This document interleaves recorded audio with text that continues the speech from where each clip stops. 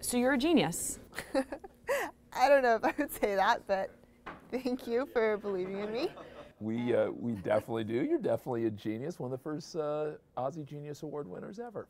Tell me about your project.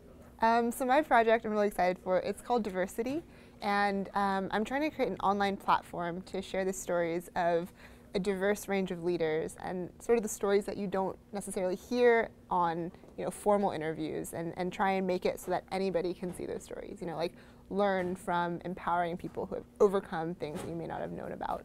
What was it in your own life that motivated you to create Diversity? I feel like I've been collecting stories my entire life.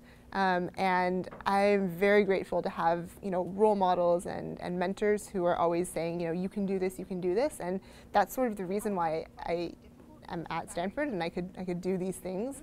And a lot of my close friends have also come to Stanford and have had role models, but have said if it wasn't for person X, if it wasn't for person Y, I wouldn't have been able to be here. So that's sort of the impetus for diversity. I mean, I think anybody should be able to hear stories from anybody and say yeah, I can be there, I can do that. So what do you hope is the end goal of Diversity? I would like to see this actually continue beyond the summer, and I'm hoping that this is a space, a safe place where stories can be shared and where people can go on there and see themselves and to say, okay, now what are the next steps? How can I actually make this a reality? And to make it an empowering platform. Do you think that stories are enough, or do you think you actually have to have a secondary component where you connect people with mentors? I definitely think that connection is important, and I don't think on diversity what the idea of the platform isn't to just be a standalone thing. I want it to be something that complements existing mentorship platforms, where you pair somebody one-on-one with somebody who works with you. I was actually talking to somebody who is really passionate about social issues, and she was telling me that she's mentoring students in CS, and she wished that there was a platform sort of like this where she could say, hey, look at this person, I want you to meet her, because it's really hard to say just go and meet this person that you've never met before. But if you see them sharing their stories online, then that can sort of be the first step to making it more possible. So it's definitely a complement to existing things, and I think that's definitely where we want to be. Carlos Watson, I cannot believe that this appealed to you.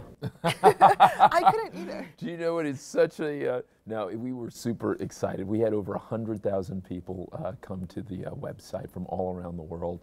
It was tough choosing only 10, but this one was not hard to choose at all, because as you and I both know, a lot of us need role models, and I think the idea of choosing role models who feel closer to home for whatever reason, I think is a super powerful one. And I loved it, and it felt very tangible, and it felt like it would not only impact Christine, but probably lots of people she knows and she doesn't know. What can you tell me about the other 9 winners? A terrific group from all around the world, from Malawi to Korea, from North Dakota to Northern California. We've got someone working on superconductivity, so how to make electricity move faster. We call him the new Good Will Hunting, so he's tackling a problem that's been around for a while. We have a wonderful young woman from Malawi who's writing a really interesting group of children's books called the Akari book series, which is going to be great. Another young woman's doing some incredible coding to help those with autism figure out how to apply for jobs and participate in broader life in ways that they otherwise might not be able to.